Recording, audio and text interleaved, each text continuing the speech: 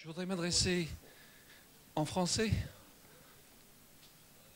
Chedly Soug, je suis professeur physicien à l'école polytechnique de l'université de Carthage. Alors, il y a parmi les interventions, 2 interventions m'ont interpellé.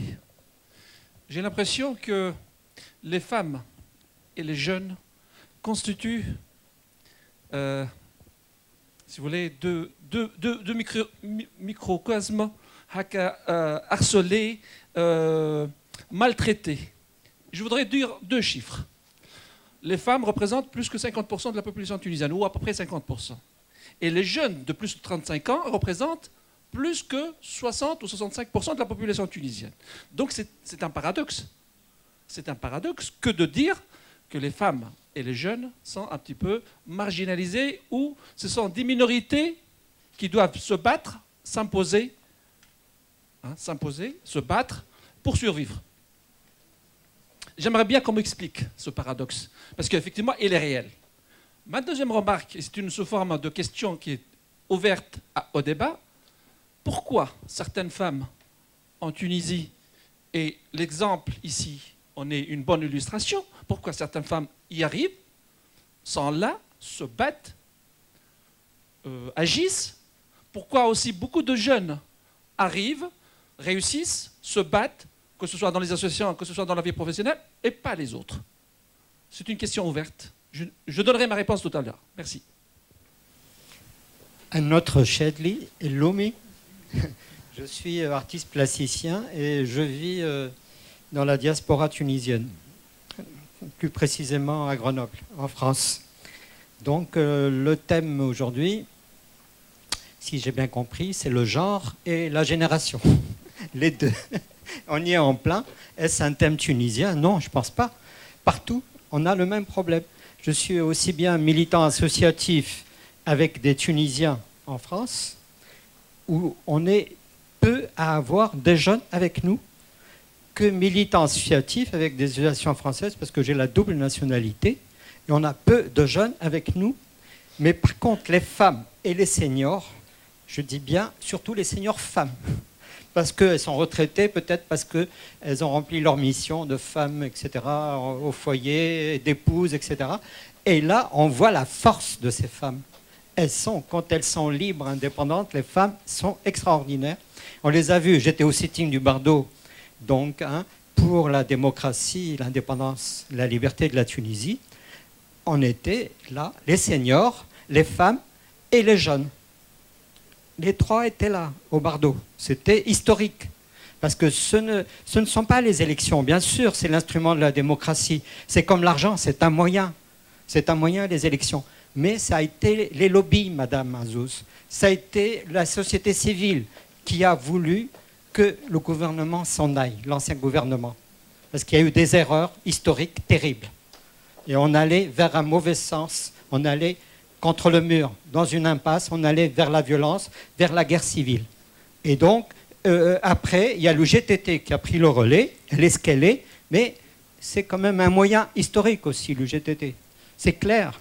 Le quartet, l'union nationale, le dialogue national, c'était l'union patronale, c'est-à-dire le capital tunisien, et puis le travail, l'UGTT. Et là, il y a un problème de génération aussi. Il y a un problème de genre. À l'UGTT, il y a peu de femmes, peu de militantes. Il faut se poser la question pourquoi. Il y a peu de jeunes. Et puis, les seniors ne sont plus écoutés à l'UGTT. Donc, pourquoi? Parce que l'UGTT est très politisé. Il y a un côté idéologique, un côté nationaliste arabe qui est en train de dominer l'UGTT. Et je suis un ancien... je me considère membre de l'UGTT parce que j'aime l'UGTT, je me permets de la critiquer. On en a besoin. On ne peut pas imaginer 5 minutes la Tunisie sans UGTT. Pardon d'avoir été long. Merci. Bonjour. Moi, je suis sociologue et c'est une maladie qui ne se soigne pas. Et je travaille dans la pauvreté et alors là, c'est un cancer que je vis. Bon, alors voilà. Je vous remercie de cette présence. Anne-Marie, on s'est connus en 1982, Madame Azouz, où on avait déjà compris et résolu le problème que la femme, elle a un problème parce que le ménage et tout, la vaisselle, les enfants. Donc ce que vous nous dites en 2015, Barabbi, madame, c'est vraiment dépassé. On est dans d'autres problématiques que la problématique de la femme. Et je poserai une question, et poserai une question de chercheur, parce que j'ai travaillé dans le genre, dans le monde arabe. Le concept genre, j'ai beaucoup de choses à dire. Okay? Imaginez-vous, moi, travaillant dans le genre au Yémen, où on présente introduction du genre, c'est donner le pouvoir stratégique aux femmes. Réellement, je vais vous assurer, j'ai vécu les choses les plus extraordinaires. Après cette présentation que je n'ai pas faite, il y a eu 1h30 de lecture du Coran. Alors, un point important, c'est que Madame la députée, je vous rappelle que les femmes à la constituante nous ont posé beaucoup de problèmes. Hein. Un des problèmes, c'est que vous avez été un appui pour la femme complémentaire, ce qui nous a fait rater beaucoup de soirées sur la plage, et on s'est retrouvés en train de dire on n'est pas complémentaire. Deuxième chose, madame, comment expliquez-vous que Narda ait été le premier parti qui s'oppose au CEDAW? D'ailleurs, il y a même qui ont parlé, des femmes députées, qui ont dit CEDAW, c'est SIDA. Vous êtes d'accord, ça, hein? Ça veut dire quoi, le CEDAW? Ça veut dire que quand je suis dans le monde arabe, je dis que la petite fille, elle n'a pas le droit, on n'a pas le droit de marier une petite fille à l'âge qui n'est pas la maturité. Pourtant, madame, vous avez vraiment invité des personnes extraordinaires avec le tapis rouge qui sont venus nous parler de l'excision des femmes. Et un de vos députés, ce n'est pas un député, c'est un député qui a dit, eh bien, c'est une opération d'embellissement du zizi. Je m'excuse, hein, j'ai dépassé l'âge, là. Alors bon, donc, on parle de l'éducation. Oui, on parle de l'éducation. Oui, on parle d'une démocratie participative. Et pour ne pas être longue, oui, on parle de décentralisation. Mais attention, hein, la décentralisation, si elle n'est pas step by step et approche participative réelle, elle est la bombe qui a voulu éclater l'Irak et qui remet l'Irak dans l'Irak fédérali. Et on a même entendu un député dire, voilà la Tunisie fédéralia. Okay? Il y a des mots, madame, il y a des mots qui ont été très dangereux, que les femmes, vous, avez accepté. El-Houïa. On a passé 3 ans à dire Houïa, Houïa. Houïa, c'est l'identité. Voilà. Moi, j'ai vécu la Houïa en Irak. Je l'ai vécu en tant qu'expert, avec le PNUD, l'ESCOA, etc., où le jour où ils ont dit Houïa, moi j'avais dans les ateliers de stratégie des personnes qui étaient en train de dire mais moi, mon père, il est Shia, ma mère, elle est Sunna, mon grand-père, il est kurde, putain, ce que je fais. Eh bien, je vous assure que j'ai vécu ça avec beaucoup de problèmes. Et quand on a dit Houïa, j'ai compris qu'il y avait des agendas qui ont voulu qu'on rentre dans un débat vide où les revendications de la révolution qui ont été dignité et pauvreté et participation ont été mises de côté pour l'émergence d'une élite politique qui, malheureusement, excusez-nous, mais elle était incapable ni de légiférer, ni de décider, ni rien du tout. Donc maintenant, je pense que la démocratie participative, c'est des outils, c'est une reconnaissance de l'autre, c'est une gestion de conflits, mais c'est beaucoup d'humilité. C'est beaucoup d'humilité. Merci. I think most of the questions are given to me. So I'm glad to answer you with my respect to the points of view of everybody and to the opinion of everybody. I would start with Mr. Shedley Sugar. I would tell you in brief, very brief, if it was not of the male-female parity, I wouldn't be here. We wouldn't see any women at this level of decision-making. It's thanks to that male-female parity. Mr. Shedley Lumi, you have started talking about a subject, a topic, which I would answer you in another context, not here.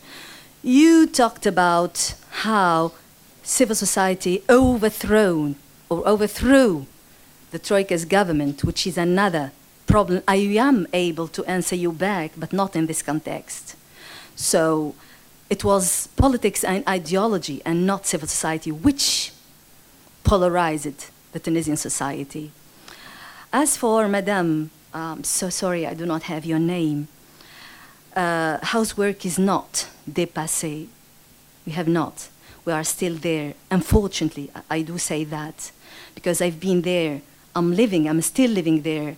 I saw women deputies and women leaders everywhere who do suffer because they are still divided between their tasks as moms and mothers and their tasks as politicians and as deputies or elsewhere. It is an essential problem.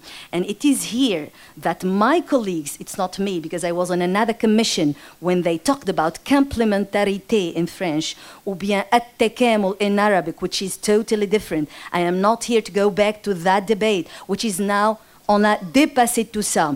So complémentarité, it was in this sense, how to make man comes back to the private sphere and women's back to the public sphere, how we complement this, because we are tired of men's resignation. That was the meaning, the orientation of the debate within the Constituent Assembly, which has taken another dimension. Complémentarité in French is not at-takamul in Arabic. At-takamul, it's equal. You give your part, I give your part, regardless of private or public.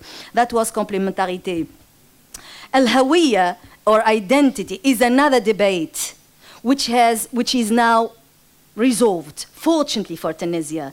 It is resolved because we have a constitution, a very consensual constitution, one of the most progressive constitutions, where everybody gave her share of her opinion in that constitution, and it was resolved. It resolved the question of identity, which was on the brink of dividing the Tunisian society into two. Now, thank God, it's no more our problem. The problem of Tunisians today is what Rafiq has been talking about now, is how to give back hope to thousands of disillusioned young people, how to give back hope to frustrated young people and women as well. It's not identity. Tunisians agree on their identity and they put that in their constitution. ما عنديش سؤال طرح، ولكن بصفة عامة حبيت نبدأ من أين انتهى رفيق. أنا معه. بالنسبة للشباب يلزمنا مهم جدا وأن نتوجهوا للشباب بطريقة جديدة. طريقة توجهنا واستقطابنا للشباب يلزم تكون مختلفة تماما. صحيح الشباب يحتاج إلى فرص، ولكن يلزم تأطيره ويلزم مساعدتهم.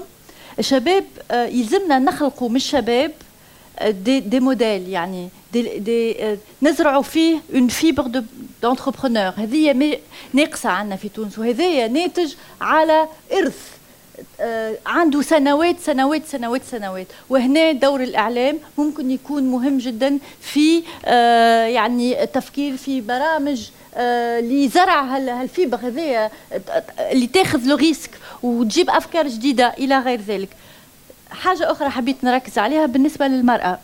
راهو في تونس النساء الكل مش كيف كيف، وراهو تونس العاصمة حاجة، وفي وسط تونس العاصمة من منطقة لمنطقة مختلفة، وراهو مش صحيح. إلى حد الآن النساء في تونس كثير منهم مازالوا تحت، يحسوا برشا بوقع العادات والتقاليد والضغط الاجتماعي والعائلي. ولهذا راهو هذه هي لا نوسيون دو جونغ اللي يلزمنا ناخذوا بعين الاعتبار. هذوما المعايير والكريتير هذوما الكل لما نصمم اي تدخل ممكن نعملوه. دونك انا مش صحيح وانه اون ديباسي، on n'a pas dépassé، وعندنا برشا حاجات لازمنا نعملوهم، لازمنا نفكروا فيهم ونواصلوا فيهم. وربما من لي ريكومونداسيون اللي نعملهم هو التوجه الى الجهات. علينا انه نذهبوا الى التوجه الى الجهات ونركزوا اكثر على التمكين الاقتصادي، على خاطر مش ممكن يكون فما تمكين اجتماعي وسياسي بدون تمكين اقتصادي للنساء. شكرا. السي شادلي الفيزيسيان il y a beaucoup de domaines des études sociales, نقولوا, comme l'urbanisme. Les physiciens, c'est des modèles tellement complexes que les urbanistes, les sociologues, les architectes n'arrivent plus à prédire.